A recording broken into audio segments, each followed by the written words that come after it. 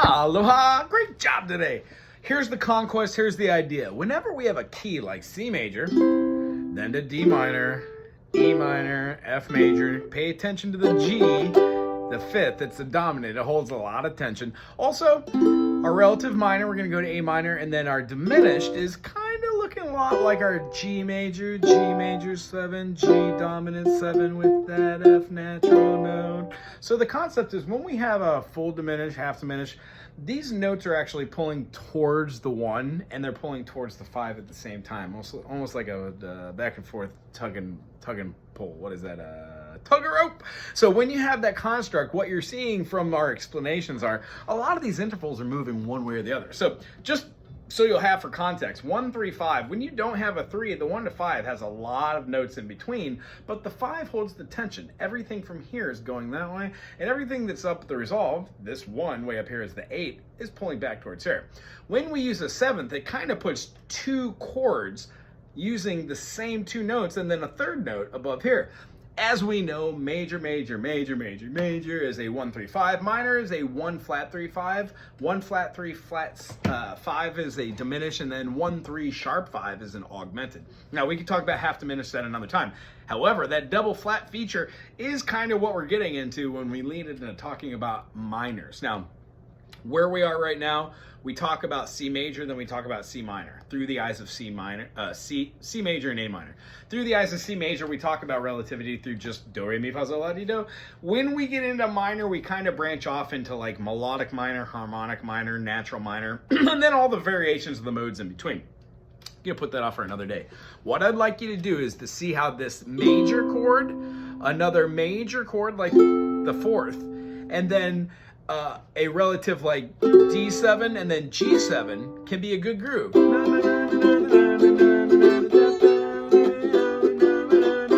When we want to get to another key, we could choose rather than that G7, which is also a diminished, the B diminished, and maybe say we choose the C sharp diminished, and then we can move into a D major using the same melody. C major to F is C, D, E, F, so that's a 4th. So D would go D, E, F sharp, G. Cool, there's our 1 4. Last time we went from a D7 to a G, so in the key of C, going to F, that's a 1 4. When we change the D, we just changed out a pocket for the key. D is the 5th of another key. Let's see, D, E, F, G. G, A, B, C, D. I went up a 4th and then checked it to verify that the 5th below is also a G. That's how we check our intervals in the beginning without just memorizing them. The next step we would go to is just go through the path of seeing, well, a D7 to a G7, that's the B diminished, which goes right back to C. So B diminished would be the 7th of C. So are we in the key? Sure. Are we playing a G7? Sure. The way we could change that is the next time around, we don't play the G7 when we play an A7, which hypothetically A, B, C sharp is the moving tone to get to D. So then we can play D major, we can play G, we can play another 7th chord, let's say like B7.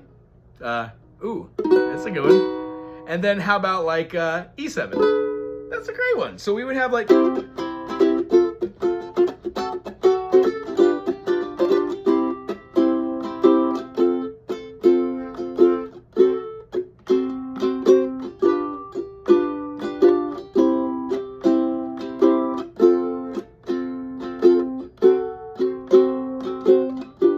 This time we're going to change that B diminished or the G7 to an A7. Not here, right here.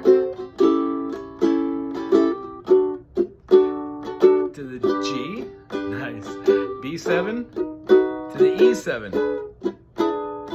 D to the G, E7. Then how about like to a, what's another groovy way we can do that? We can do like a, E flat 7. So here's an E flat. When we move down our notes, we get an E flat 7. And then that resolves right back into You Betcha.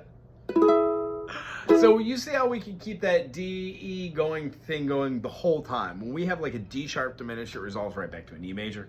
That's a good way to move around. What we're noticing the difference, and the reason why we're talking about this is when you use the 7th to go to a different key, it's called a modulation. When you have chords that are outside of your 7 diatonic notes, it's just called a key change. You can float back and forth in between there. However, if you change at the end of a phrasing to another key and the progression stays the same without the same keys you were playing or the notes you were playing, that then is a key modulation. It was good seeing you this week. We'll see you next week.